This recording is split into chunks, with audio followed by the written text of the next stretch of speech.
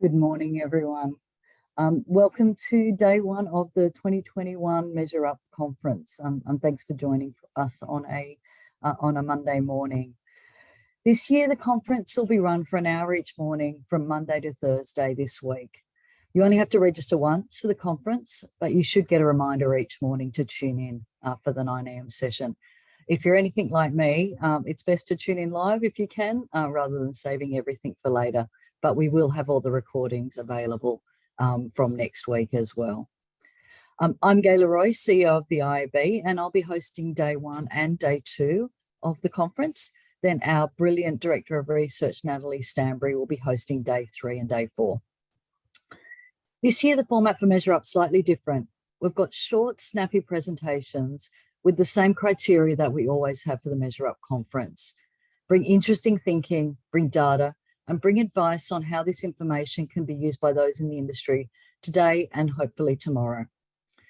We won't have a lot of time for questions each morning, but if there are questions you'd like to ask, themes you'd like to explore, comments you'd like to make, please pop them in the Q&A box. And if we don't get round to them during the session, we'll definitely follow up afterwards. All of our presenters over the conference have generously shared their time and knowledge, so please don't be shy of giving them a call out in the chat function. Make them feel the love. Media and advertising, measurement and effectiveness are at the heart of MeasureUp and the conference each year. Every year, the topics at the conference become broader as more and more industry issues impact the way we assess activity in our industry. As the industry undergoes major changes to targeting and management of individuals within and across browsers, apps and devices, many marketers are already facing up to the challenge of adjusting their measurement techniques to ensure they achieve visibility into how their digital marketing is performing. Today, presenting a range of case studies, we'll see a number of sessions, in how marketers are thinking about achieving sustainable and privacy compliant marketing strategies and measurement techniques. You can see the sessions on screen that we'll be going through today with a great lineup of speakers. Before we kick off, I'd like to thank our amazing sponsors who have allowed the small but very mighty IAB team to pull together this important conference again. Thank you to Google, Near, Facebook and Ipsos for your support for the MeasureUp conference. So let's get cracking. For our first session today, we're joined by Priyanka Diani and Andy Ford, who'll present how Mondelez has modernized their market mix modeling for today's needs and maximize their ROI by integrating new creative diagnostic data sets. And I can't wait to see this one. I'd like to welcome Andy and Priyanka to the stage. Thanks, Gay. That was a lot of M's you tried to do there. I did. There was a lot of M's there. I'll hand over to you. Let me see if I can just present quickly now. How am I doing? All there? Cool. Okay. So it's great to be back at MeasureUp. I'm Andy Ford. I head up marketing science for Facebook ANZ, and I'm joined by Priyanka Diani, who is the growth and analytics lead for Mondelez. And I'll let her introduce herself in a moment. We've been given very strict timelines we have to stick to. So I'm going to sort of rattle through this quickly to get to the good stuff in terms of her explaining the work that she's been doing. So I think it's fair to say that sustainable measurement is probably, or my fear is that sustainable measurement is probably sort of deemed a little bit on the dry side, a little bit on the boring side. I hope not, because it's probably one of the most interesting areas that we're all working in at the moment. And it's certainly the one that I get pretty passionate about.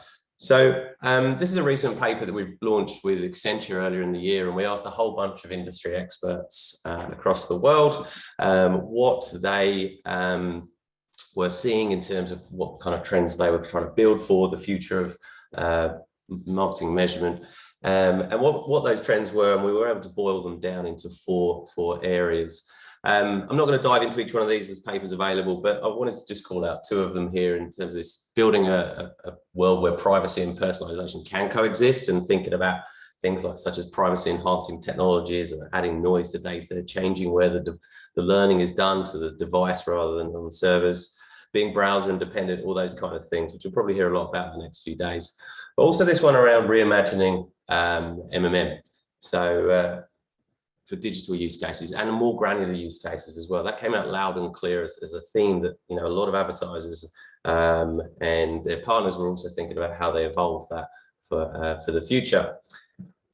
One of the other areas we've been seeing in the sort of sustainable measurement bucket is very much around creative. And this is a pretty well-known chart by analytics partners. And we've been working with Paul and the team a bit in the last couple of years and really trying to unpack this a little bit more. So 70% of the effectiveness in online video comes from the creative quality and 30% comes from the executional elements. And I think we've been pretty spoiled with the amount of data on the executional elements, and we've certainly done a lot of work there.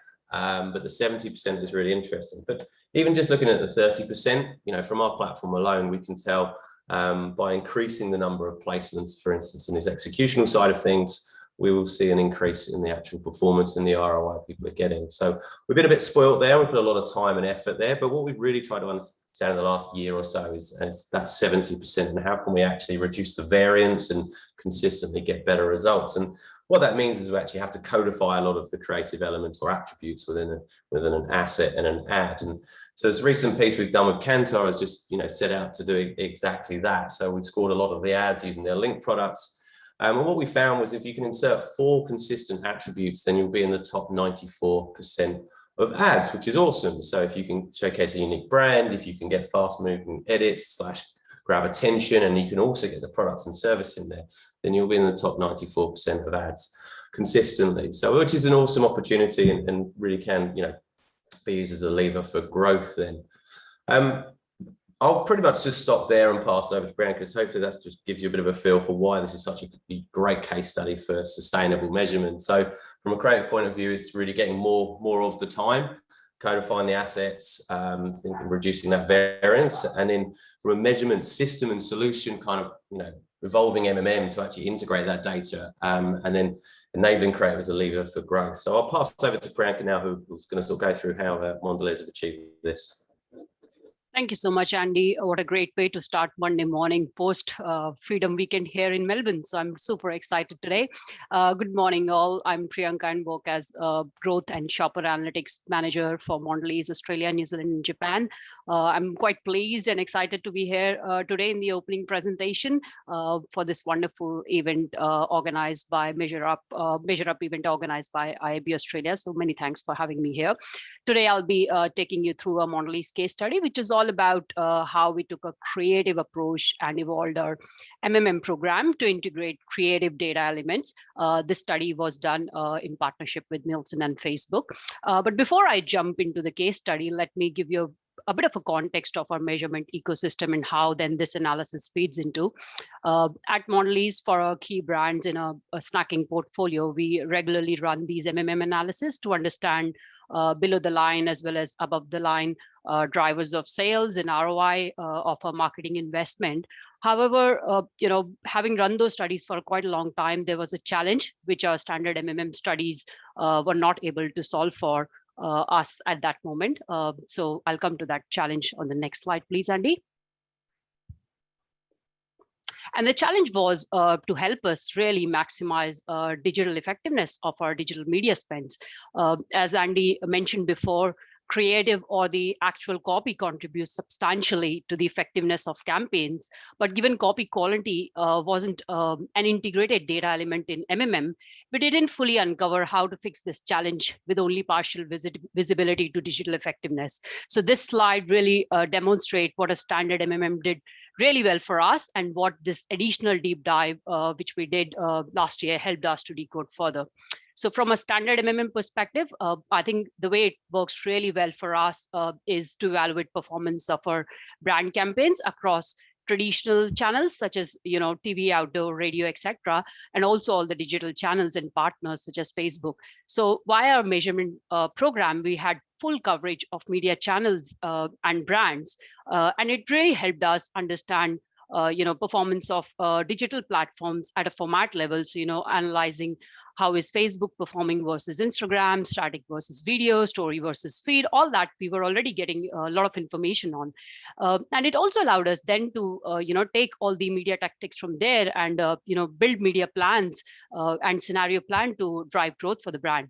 But where this deep dive really helped us, when we did it on Facebook, is it helped us to build standard MMM from there and allowed us to fully decode the effectiveness of Facebook platform by including the impact of creative elements. And as we just spoke about, it is 70% of the ROI. So really, really important to understand how that is impacting ROIs and effectiveness. So we were able to assess impact of creative best practices on effectiveness, and then it allowed us to adapt both media plans and creatives to drive the best balance of effectiveness and efficiency and maximize ROI of our digital investment.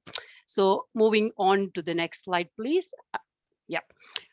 This analytics project was part of a broader test and learn program we were running with our digital partners at that point of time. So we had a series of almost 15 test and learn experiments across our digital partners, where we used our MMM-based ROI and effectiveness as the final measure of success. We at Mondelez love to be on learning journey. So it's almost a 6-month cyclical process for us every year. We hypothesize, we test, we measure, we apply, and then we go all over again. So it's a continuous learning process really for us. And the measure or an analyze phase of the learning program for us is usually a standard MMM. But on this occasion, we included an extension to do this deep dive MMM, which, as I mentioned before, is included both creative and media factors to quantify role of each one of them in driving effectiveness ROI. So I have on the right-hand side some of the examples of media factors like reach, frequency, placement, campaign length, etc., how they were impacting effectiveness of our brand campaigns. And some of the examples of creative factors we coded were things like, was the creative asset mobile optimized? At what time was the branding revealed in the digital ad? What distinctive brand assets were leveraged and at what time, and so on. So very robust creative data set was included in the analysis to quantify the impact of creative best practices on our brand performance. Let me now give you a flavor of the output and how we used it on the next slide. So the analysis really informed us, when you look at that first chart. So for our flagship brand, Cadbury Dairy Milk, the opportunity to improve performance of our digital assets was mostly in creative factors, as media factors were largely optimized. And this was understandable given with our standard MMM programs, we were regularly optimizing our digital media execution and tactics. So we didn't expect a great deal of opportunity to sit within media tactics, but it was nice to see that actually the size of opportunity was quite huge when it comes to creative, and it was tangible for us. Then as a step 2, what we did was the analysis also helped us prioritize the most sizable opportunity within creative. So again, as an example, here, Cadbury Dairy Milk, the largest opportunity within our digital creative was to ensure it was mobile optimized, as mobile optimized assets were almost 2.5 times more effective than non-optimized. So this is just one example, but there were many more tangible creative elements which we could apply to our digital assets to make them work harder for us. And lastly, as I mentioned earlier, this analysis was part of a broader digital test and learn program, and we found data points and insights from this to be really immensely useful in informing our ANZ digital effectiveness playbook. This playbook is really a summary of 8 media and creative tactics, which were shared with our global and local marketing community to then drive excellence in our future digital campaigns. That's all from my side on case study. Over to you, Andy.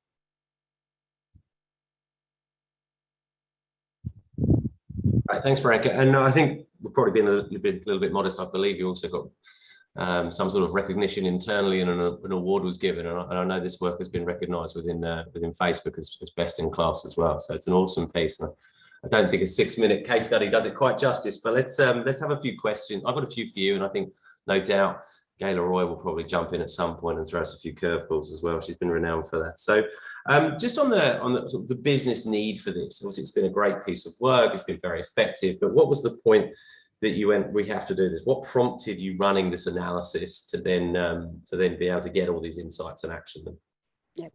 I think they've been focusing on improving media ROI since last 5 years or so, and via the drumbeat of consistent measurement and then applying the learnings from our program every year, we were able to get some great results and momentum in our digital and media ROIs. But what we also noticed was, because we test our TV assets quite frequently and not so much the digital assets, and there are a number of digital assets which you have, our digital ROIs were moderately growing as compared to some of the other ones. So, and the main reason what we found was really as we were scaling up our media investments in digital, the efficiency lever was working really well for us, but it was really the effectiveness lever which wasn't working as great as we would have liked.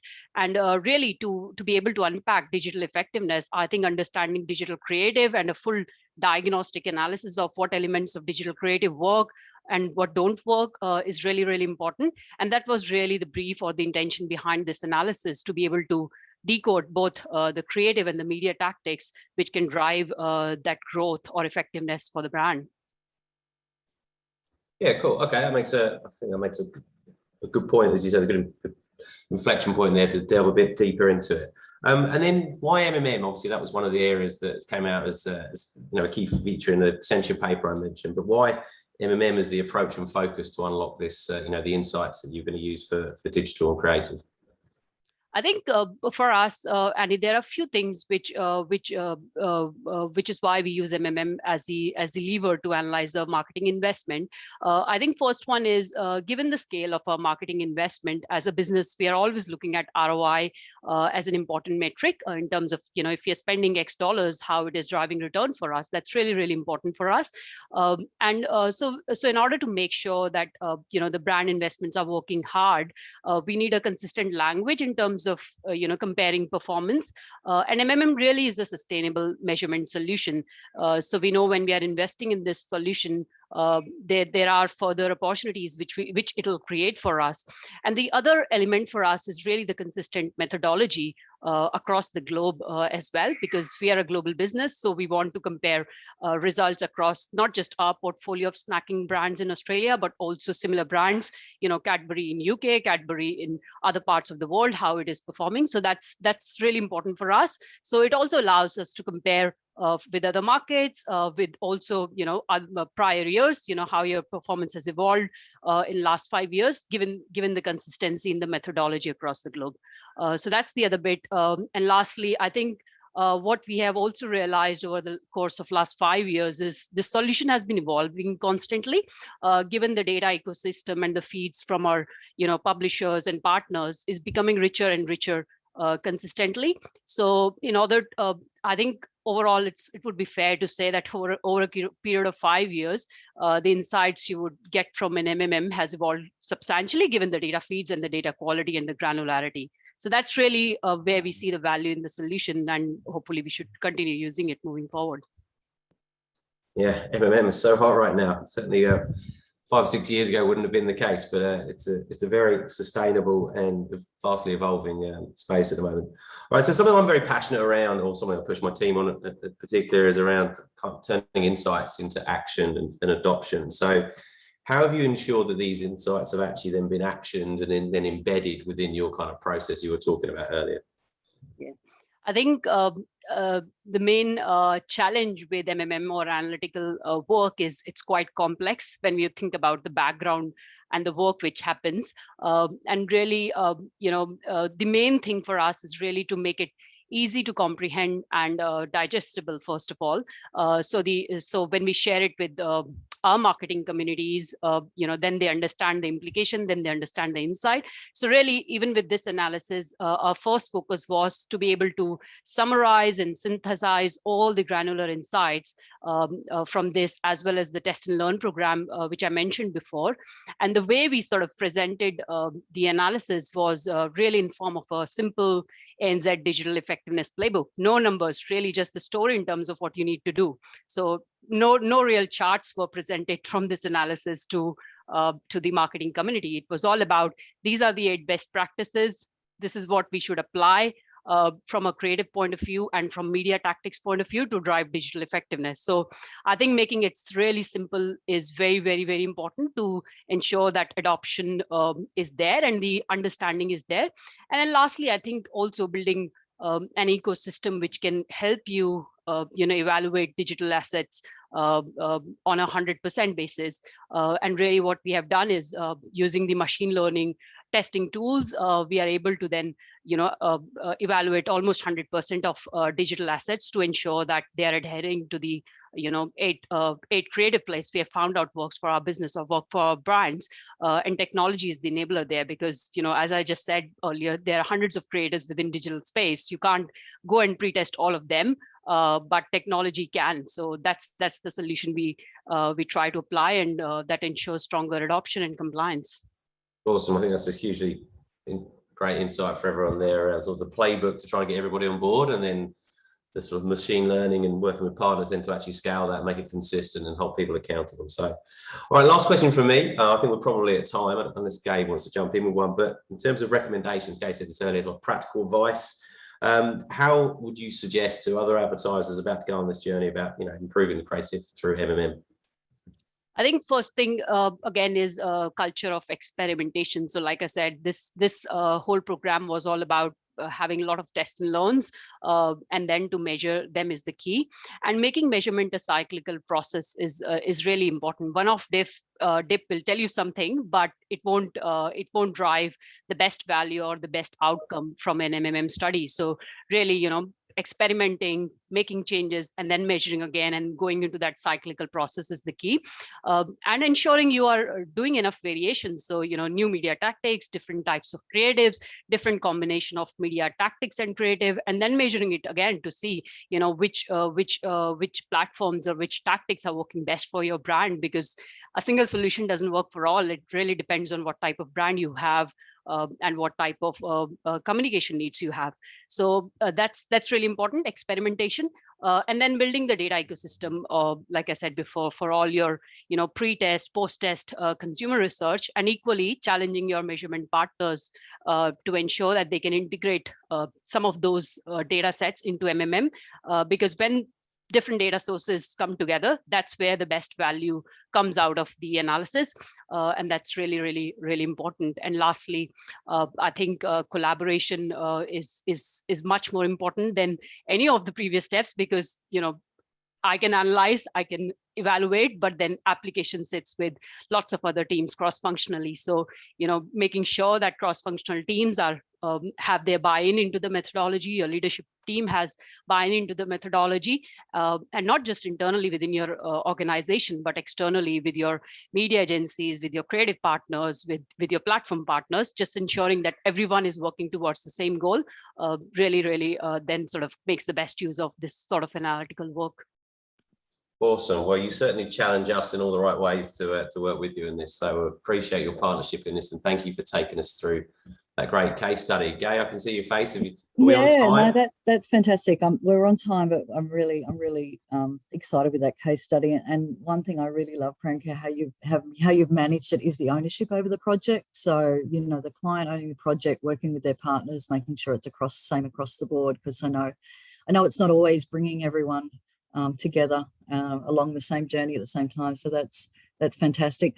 I want to get you back next year because I want to find out more around, I guess, some of the lessons that you've had and how they work across different platforms. If there's some sort of rules of thumb that you've found that work across different environments, and even from all your previous work with TV, how that sort of, if it's challenged your thinking, what it's done to change creative. So I really love that. I won't try and get you to answer that in 30 seconds.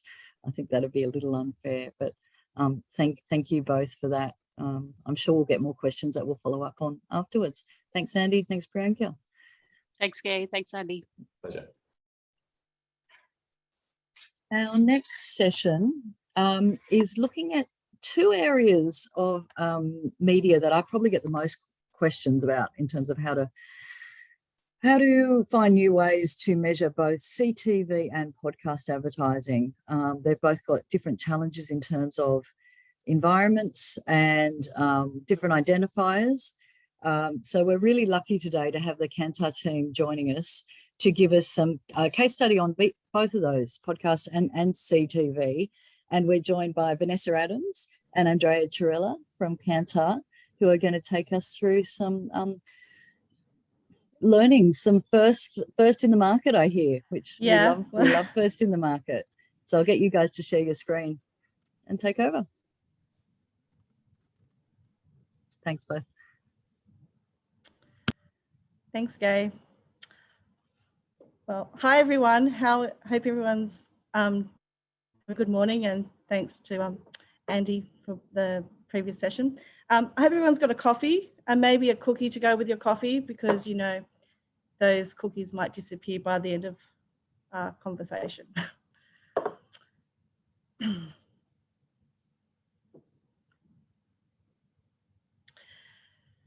So just wanted to take you through a little bit of an update. I don't know whether you would have seen some of our media reactions report recently, just on where we are at with the digital future. And what a really interesting thing is that we've seen is that consumers are spending more time on music and video streaming services during lockdown, and it's kind of opened up a greater acceleration to digital in a nutshell. So we're seeing exposure to ads rise, giving them a better chance to kind of set themselves apart, especially in types of ads like podcast ads and TVC ads on connected TV. And also ads on music streaming services and video services are really now being considered more innovative.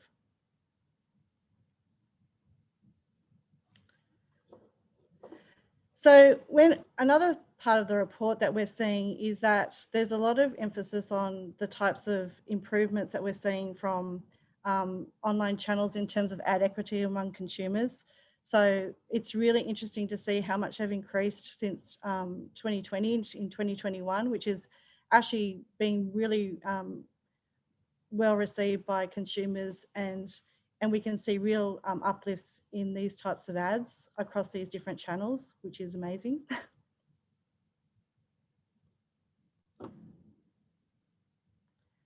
But I guess one of the things that is really standing out, and I know that it's a hot topic at the moment, is how we're measuring in a cookieless digital world. We're seeing a lot of new challenges about how we're actually going to measure this, as we all know. So, but I guess one of the other call outs of what we're seeing in recent reports is that agencies and advertisers are not the only ones worried. They used to be just publishers, but actually everyone's worried about it. So we're trying to meet that challenge and look at different ways that we can actually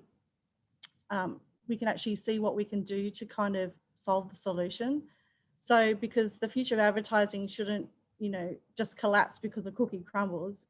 We need to just adopt more targeting and measurement opportunities to maximize ROI. And we'll show this coming forward in some of the insights that we're about to show.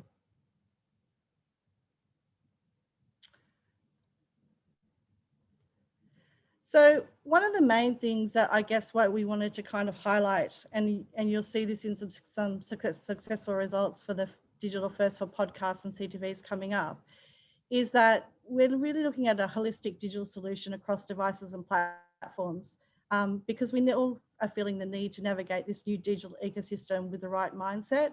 And it kind of will show exactly the different types of approaches we can do.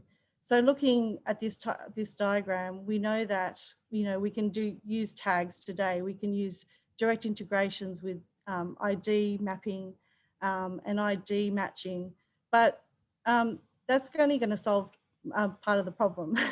So basically, there's still going to be that gap of untrackable impressions that we can't measure deterministically. So we need some type of solution, a hybrid approach, if you will, to kind of make sure that we're capturing everything and we're able to measure these effectively.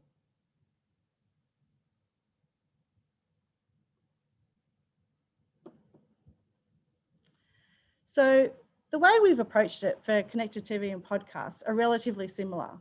But I guess the difference is that for connected TV and AVOD ads, it's a, you know, you're seeing these types of ads in front of you, whereas for podcasts, you're listening to them. So they're slightly different. But there is a similar methodology that we can use for different types of cookieless tracking, which can be applied in both scenarios. And so what we're trying to say is that both can benefit from these types of solutions. It's just that one at the moment relies on tagging and data points such as IP to actually use that for a CTV environment, whereas podcasts, and we're doing this with a direct integration approach for the solution that we're using.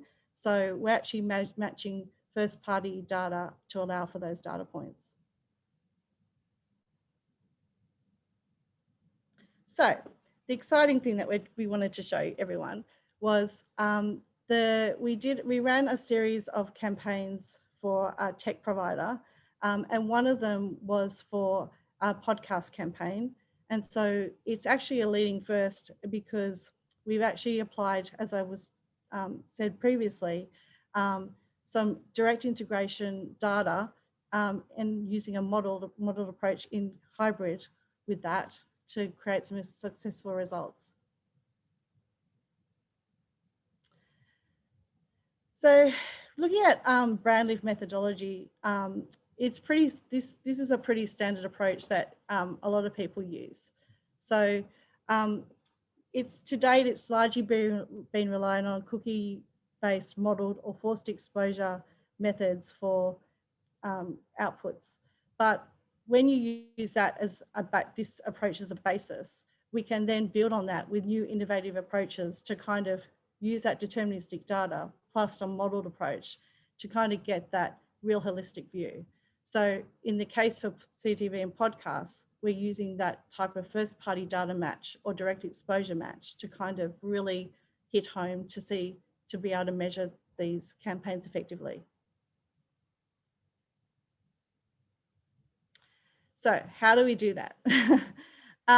Pretty much the first one that we're excited about is the podcast methodology. So we're using household exposure using passive direct integration data. In this case, we worked with Acast to be able to directly match their exposure data for the campaigns on the ad level.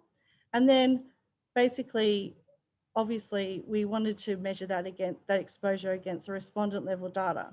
So we're using that unique respondent level data, applying an opportunity to hear method, and then we're able to see and identify how that impact is having to determine campaign and media impact.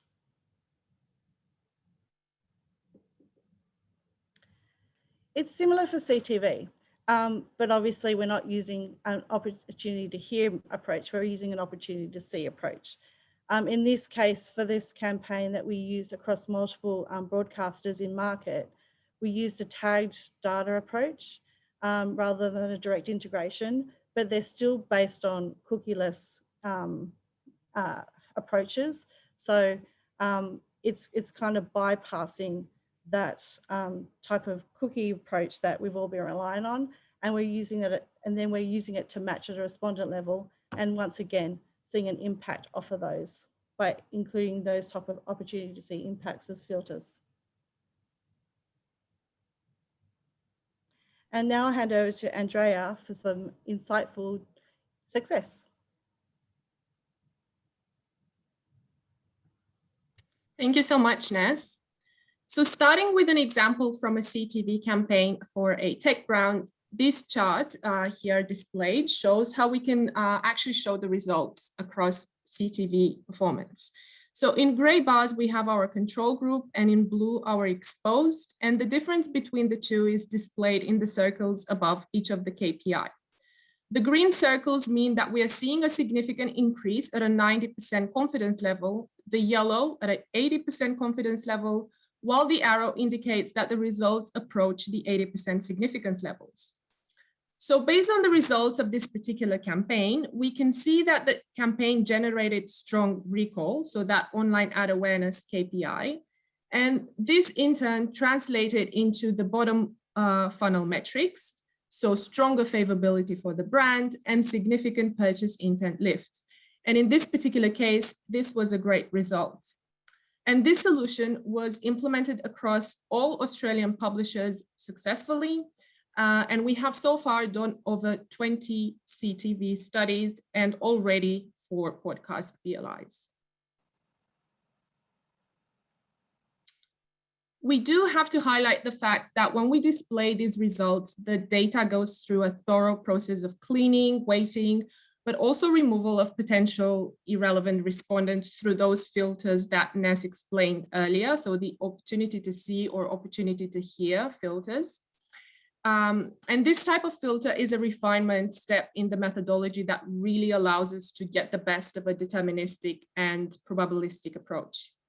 When we apply these filters, we actually see more intuitive impacts on brand metrics from ad exposure, because we measure the impact against the exposed individual rather than the household. And as you can see in this particular example, looking there on the left-hand side for online ad awareness, that 5.4, you can see how a non-significant at 90% confidence level impact, that 5.4, on ad awareness with a control group of 250 and an exposed group of 150 converted into a significant impact of 8.7 once we removed 50% of the respondents that actually in reality had a very low probability of being exposed to the ads as found through those filters. And this really helps us be incredibly confident of the robustness of our results.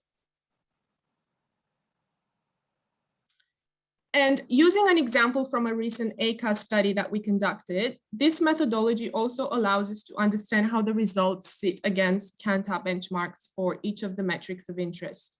This allows us to put everything into perspective and identify which KPI in particular requires further work. And as you can see in the chart there on the bottom of the slide, we can classify metrics as either below average, average, above average, or excellent versus Kantar norms. Okay, so now that we had a look at how we can display results, I would like to take you through some of the main learnings that we found as part of these studies. We're going to start with podcasts, and we know that podcasts can allow brands to enter an intimate space with engaged audiences. And some of the main learnings surround, for example, the need for a simple message, so that we can avoid confusion for listeners. The importance of branding and how we link that with the audio cues. But also the importance of telling a story so that we can trigger what we call the theater of the mind for our listeners. Last but not least, we want the brand sound to use well-established audio cues such as theme music or sonic brand triggers.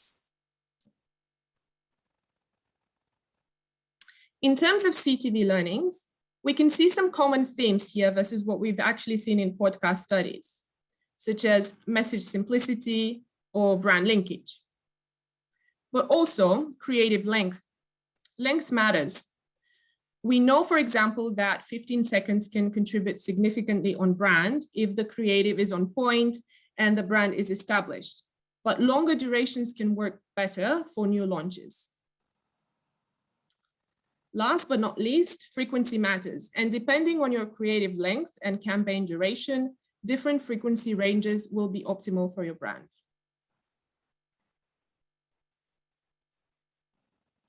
So in summary, the CTV podcast brand lift study, the CTV and podcast brand lift studies that we can do at Kantar use a combination of deterministic and probabilistic methods together with creative evaluation in order to give a holistic picture of your campaign performance from a brand impact perspective.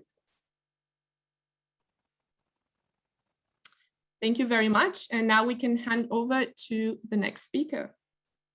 Thanks, Andreea, and thanks, Ness. We're going to keep moving and we're going to welcome the wonderful Emily Primavera, who's with the South Australian Tourism Commission. And Emily's going to take us through how She's helped develop measurement techniques from measuring leads to creating custom engagement score to optimize and customize media and on-site experience. Really looking forward to hearing from this one. I'll let you take over, Emily.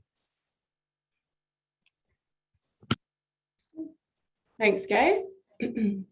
Morning all, from sunny South Australia. So my name is Emily and I'm Digital Marketing Optimisation Manager for the South Australian Tourism Commission. So yes, tourism, holidays, it's something we're hoping we'll do a little bit more of soon. So hopefully this morning will be a bit of holiday inspiration for you at the very least. And just to give you a little bit of background on the South Australian Tourism Commission and what we do. So our main purpose is to inspire and encourage people to travel in South Australia, and ultimately with that, increase expenditure and visitation in South Australia. So the challenge that we have though is that we don't own anything, we don't own any products, and we don't sell any airline tickets or anything ourselves. So it does make our activity harder to measure and of course harder to see success, particularly with the oncoming demise of cookies, of course. So to take us back to consider, how we actually look at what we're trying to achieve and how we look at our measuring our success, we consider Inspire, Plan, Book as a focus of the tourism path to purchase. And we also have to look at, if we have to understand the tourism path to purchase, but again, we don't sell anything, how do we actually understand those triggers? So looking at all of the tourism products that we have on our site and a tourism business, people that are clicking out, to book on one of those products or clicking out to engage with that business, is for us considered a lead. So we focus on optimizing all of our paid and on-site and organic activity to focus on that. And we've really seen a success there. So since we started tracking leads back in financial year 2016-17, we saw in a whole year, 87,000 leads to tourism businesses. Now, in the last financial year, we actually saw that we generated over 3 million leads to tourism businesses in the full year. So that's a massive result. But what's really important for us is to understand that these leads actually do correlate to tourism expenditure. So we know that when we're optimizing our media and optimizing all of our on-site activity to generating leads to tourism businesses, that actually does correlate to people spending money and booking holidays and traveling across our tourism regions in South Australia. But then we needed more. We needed to develop a way of understanding how people are actually planning their trip. So we created a custom engagement score that takes visitors through, helps us understand a visitor's journey through our site and measures the level at which people are engaged on site by using custom, a custom weighting across different elements on our site to understand a full engagement. And from there, we look at, we'll map that against our digital media activity and understand that path to purchase, and we optimize towards these metrics. But again, because we don't sell anything, we needed to develop some key brand pillars. So things that we could focus on, or unique selling points of South Australia as a destination, reasons that you would travel. And for us, things that we could use to actually understand what people were interested in and help pull people through that tourism path to purchase or that consumer journey. So from there, we built some interest-based segments that were based on engagement on content on our site. And then we overlaid these with behavioural segments. So we could get an understanding of, a behavioural audience that looks at not only the interest that someone has in South Australia, so they're interested in wildlife, but then the triggers that they are taking that move them through that funnel from Inspire, Plan, Book, and how we can understand that so we can use that information in our marketing activity. So then going back to that tourism path to purchase, we looked at how we could continue to address the consumer on site, keep pulling them through that path to purchase by working with our agency to build a consumer journey map.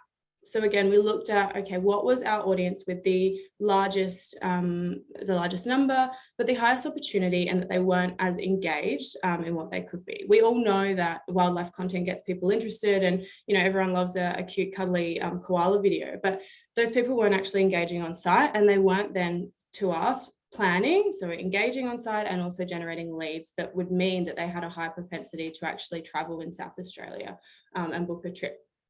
So we built a consumer journey that looked at pulling people through that tourism path to purchase from that top, mid to bottom funnel, and really addressing them with personalized creative and content on site, and also with paid media that surrounded that. So we built this across our top, mid and bottom funnel. And in the top funnel, we optimized and customized content on site to bring that content above the fold so that people were really, I guess, encouraged to engage further and served inspirational content that would get them continue interest in South Australia and start thinking about planning their trip. So nudging them with call to actions in that inspirational content to get them into that planning or that mid-funnel stage. Then looking at those that were in the mid-funnel audience, we were able to serve them itinerary-based content. So content that really helped give them more information, encourage them to download brochures and guides and help them to start actually planning their trip, giving them really useful information. And then to those in the bottom funnel, we encouraged driving action and getting people to start booking. So serving all of those products that fit within, again, those brand pillars that I was talking about earlier. So people are interested in wildlife, we're serving them wildlife tourism experiences that they can book, accommodation in areas that are relevant to those. And again, using really hard CTAs to encourage them to book their activity. Because again, we know that booking or that the booking trigger that we see, so a lead, does actually correlate with booking and tourism expenditure in South Australia. We also then served custom creative all around the journey to pull people through the funnel, so through from top, mid and bottom with prospecting and retargeting across multiple channels. So despite running this through a period where we had on and off border closures, lockdowns, etc., we actually saw that our engagement on site, so that engagement score increased by 13% just in the mid funnel. And then in the bottom of the funnel, not only were we driving leads, but we were also seeing engagement. So people engaging in all that content across our site increased by 23%. And we also saw then in the bottom of funnel that 30% increase in leads to those tourism businesses. So people actually starting to book trips. And we generated over 13,000 leads. So people that were already interested in that wildlife content, so they were pre-qualified, generating leads out to tourism businesses that we then know has a really high propensity to actually generate tourism expenditure. So from here, we look at scaling. So scaling personalisation is obviously something that we talk a lot about. And we know South Australia is so well known for good food and wine. So in fact, best in Australia, which is great. But how do we actually, again, translate that, being known for really good food and wine into not just buying a bottle of Barossa Red from Dan Murphy's, but actually visiting South Australia. So again, bringing people into a journey and helping them to plan their trip, pushing them through and encouraging them to generate leads, which we know then correlates with bookings. So again, we created a little more complex journey this time, again, with our prospecting, remarketing, organic and paid activity all around it to push and nudge people through the journey, but across lots of different content on southaustralia.com and across the full site. With some more travel partner link outs, encouraging people to book throughout. And so then, we pull that through again into that Feel, Think and Do or the Inspire Plan book right across southaustralia.com with all of the media mapped out, customized at each stage, using those audiences that were the Feel, Think and Do or the Inspire Plan book, food and drink audiences. And this time we've pulled in not only hard book now CTAs on site onto our tourism products, but also integrated with travel partners and airlines to encourage people to book now, because again, we know all of those leads are actually really correlated with people booking a trip to South Australia. We're also trying to increase not only leads, so leads that then will generate that booking, but also encourage them, the leads to grow in breadth. So increasing the number of products that people are generating leads with. And so through all of this, we've seen that our website visits have increased, so in the last financial year, by over 73%. And if you think back to that, talking about how leads then correlate with visitation and tourism expenditure, we've seen that we had an over 220% increase in actual leads to tourism businesses and travel partners like airlines. And again, with all of this on-site activity, personalisation activity, we increased our lead generation rate by 86%. So that's massive. So again, thinking about the future, thinking about where everything's heading in the next couple of years, we are looking at continuing to scale this activity and integrating our media and on-site activity even further. But obviously looking at how we build authenticated data into this and apply that with some new functionality that we're bringing on site, like our chatbot and our trip planner, which will allow us to help keep measuring engagement on site, but also gather authenticated data. And then with that, we can continue to use CRO testing and personalization, but also continue to nudge and drive email sign up, as well as obviously leveraging our contextual and second party audience strategies. So with that, I'll leave you with a little bit of hopefully summer holiday inspirations, Coffin Bay in South Australia. But again, yeah, hope that was useful insight. And again, I think it's finding those key metrics down the bottom of the funnel, but also then looking at how you can use on-site and paid to keep leveraging them through. So thank you. Thanks so much, Emily. That was very inspiring, and thank you for sharing all the data as well. And I think we're seeing some common themes in terms of making sure people continually optimize. But one thing I did love about your presentation is seeing someone actually monetize animal content, not just going viral. So that was great to see. We're coming into the last session for today, and we've got a recorded session from our friends at Inmobi and Unilever. And again, it's on the theme of first-party data driving insights as well as personalisation. So I will hit play for this one.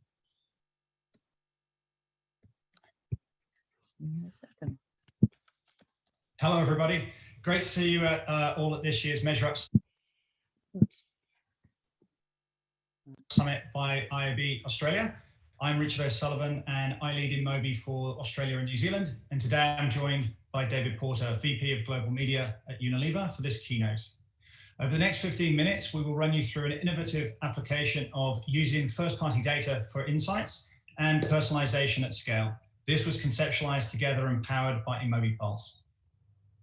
Thanks, Richard, and hello, everyone.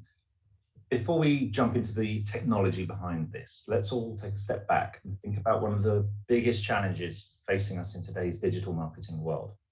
All too often, we can struggle to convert pretty extensive market research into actionable, sharp campaigns. And the notional example we're using today is about Research Rachel. Through a 6-month research campaign, we can describe her in great detail using a range of traits: demographic, financial, psychographic, and brand or category affinity.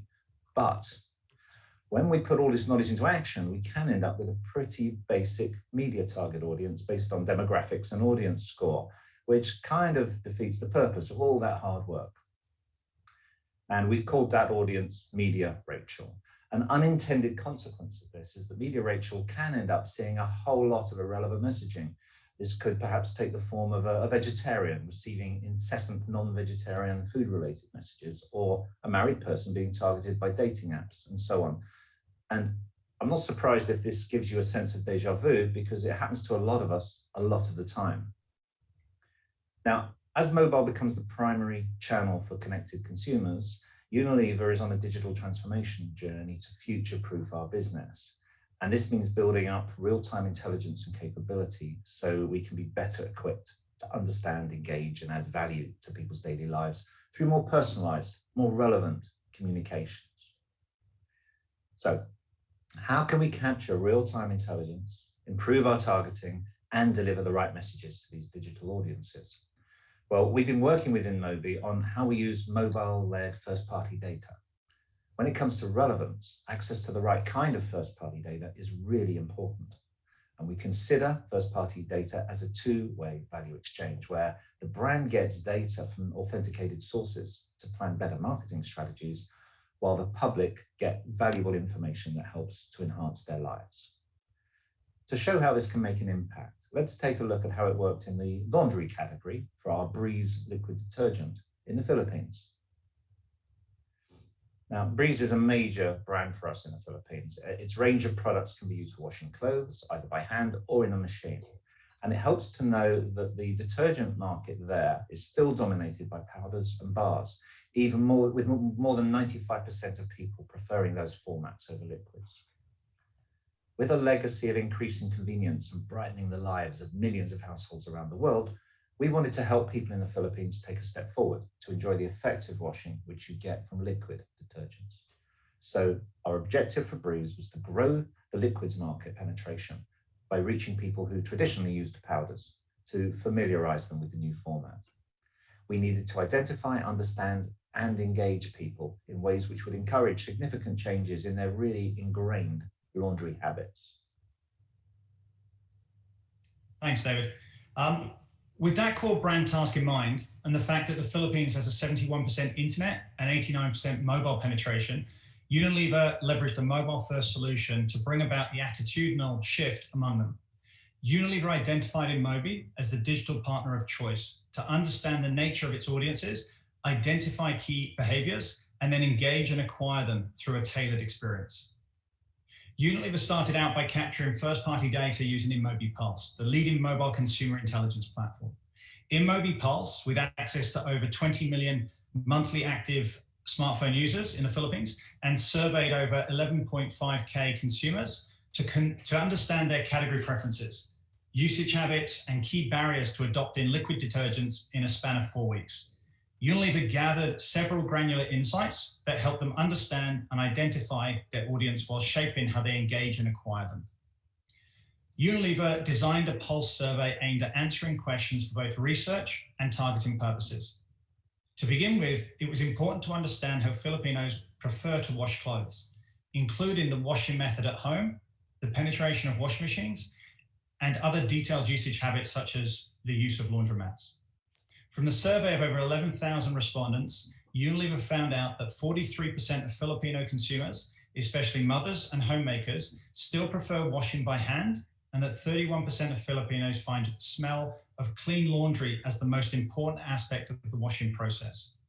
Along with this, the mobile research disclosed drivers of preference for detergent choice or category adoption, how Breeze or the liquid detergent can unlock an improved laundry experience, and an adequate mapping of audiences based on interests for creating effective communication.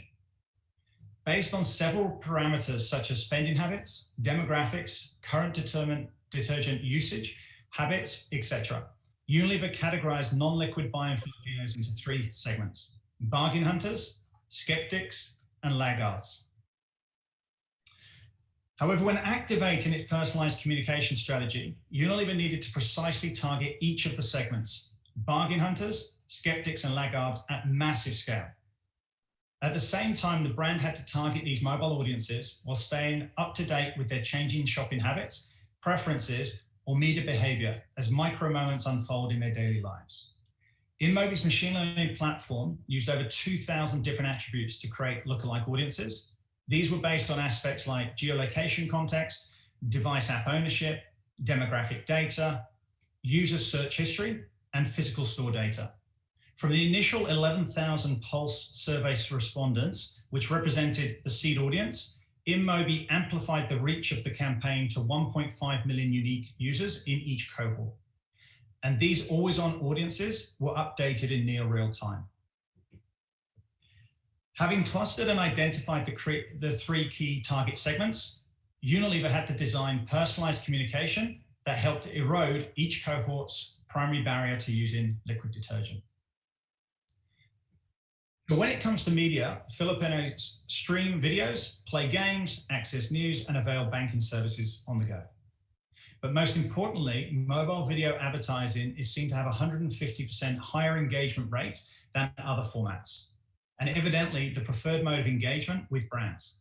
To that end, Unilever leveraged programmatic video to deliver ads with customized messaging and aesthetics to the audience segments: bargain hunters, skeptics, and laggards, speaking specifically to their needs and concerns.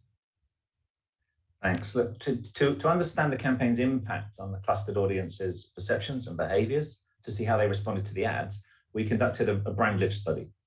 And this showed us that people were interacting more with the brand than had been the case before. As a result of these messages, 3 in 4 viewers recalled the ad, and 83% of those who did recall it also got the brand name correctly. Bargain hunters registered the largest rise in awareness, exactly as we'd hoped for.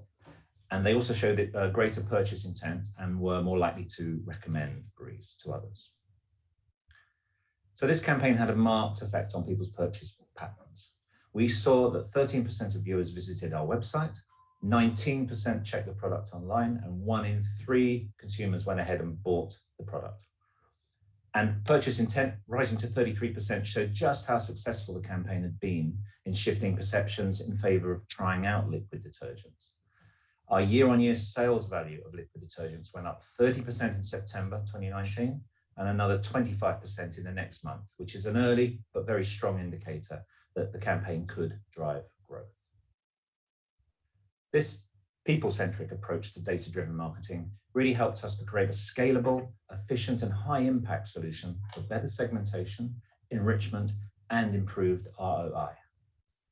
And using mobile research as a starting point, we were able to build a precise, fully integrated, and agile go-to-market strategy.